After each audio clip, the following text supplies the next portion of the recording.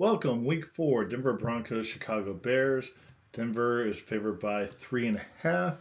Quite honestly, I don't know how Denver can be favored to win anything. It just goes to show you how little the odds makers think of the Bears. Not to blame anyone because both teams are 0-3. Uh, it's hard to pick a winner when both teams are playing so poor. And the sad part is both Denver and Chicago have huge fan bases. And a friend of mine is a big Denver fan, and he's just had it up to his neck with Russell Wilson, and I don't blame him. I imagine if you're a uh, Bears fan, and I'd love to hear from you how you feel about this. I'd love Justin Fields. I think is a really good quarterback. Yet at the same time, um, it's hard to look at how he's playing and say he's great. Yet you can feel because this is his third year, I think. So when you look at that, you kind of have to say he hasn't had a lot around him. He's a phenomenal athlete, so it's hard to blame some of that play necessarily on him. Yet at the same time, he is still the quarterback, so it's hard to feel that way. I can completely understand the Denver Broncos fans because they paid $1 bazillion for a very, very bad Russell Wilson. He looks like he took his money, cashed his check, and said, I'm done, and good luck getting me out of here. Which is, unfortunately, watching these games, I think is interesting just to see what happens. Okay. It's just hard to, I mean, it's difficult to fathom. So enough bitching here. I took Chicago because the raw model up here has Denver winning just by a slight amount. That's just based upon, again, that's a correlation to that 0.57. Okay. When you look at the points, is the medians are pretty close. Okay. Actually, yeah, that's the median. So that's a 50% mark. So you can see a little bit of skewing going on in here. But nonetheless, from a statistical difference. And again, these numbers here are all based on the model. So it's saying that from the model, there's no statistical difference. I really have a hard time taking the favored Denver Broncos, who thus far have stunk, against to win 3.5 points against any team, um, even their backup team, by 3.5 points.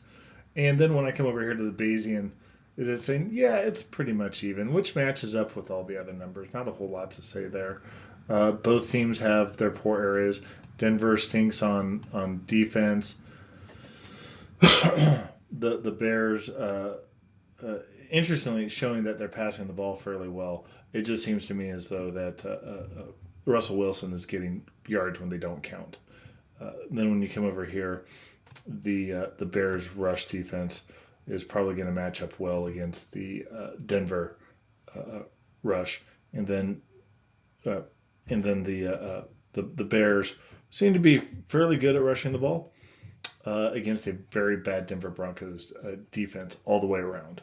So that's gonna give Chicago the opportunity to keep the total points down because I don't think that their offense is going to put up a whole lot either. They should probably be able to control the ball, and unless Russell Wilson manages to pull his head out of his ass and play better than he has in the past, 20 games, this should be a low-scoring game, but we'll see. So let's go and look at the performance chart. It's predicting that the Bears should be able to outrun them. And again, this is a head-to-head matchup. This is the Bears rushing against the very poor Denver rushing game. And so and then you can see that if you come down here, they should be able to control the ball. Time of possession.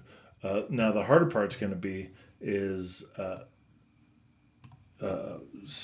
Justin Fields. He's being chased all over the place. And that's going to lead to these turnovers, these interceptions. And then when you look at the explosiveness, both teams have about the same explosiveness. And with these numbers down here, they pretty much look pretty similar with the exception of the sacks. They're protecting Russell Wilson a bit better, which really makes me ask, why does he stink so bad?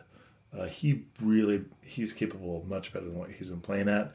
But again, since he's come to Denver, he has not been playing well. And even with the new coach, He's looking very poor. I would suspect he's very close to being benched. And if they come out and they lay an egg this weekend, I would not expect to see Russell Wilson starting quarterback the week after that. So with that, and again, let me just kind of reflect on a couple things. These are my interpretation of these numbers are my interpretation. I put these numbers up here because you can have a very different interpretation. It's amazing how people can see different things in the same sets of numbers. And I would encourage you to do so. You might very well see a pattern or something reflected that leads you to go another direction. And that's the reason why I put these up here. They're raw, unadulterated numbers that I think are easy to understand. And you can make your own picks from them. So with that, if you like what you're hearing, subscribe and like and leave a comment. Thank you.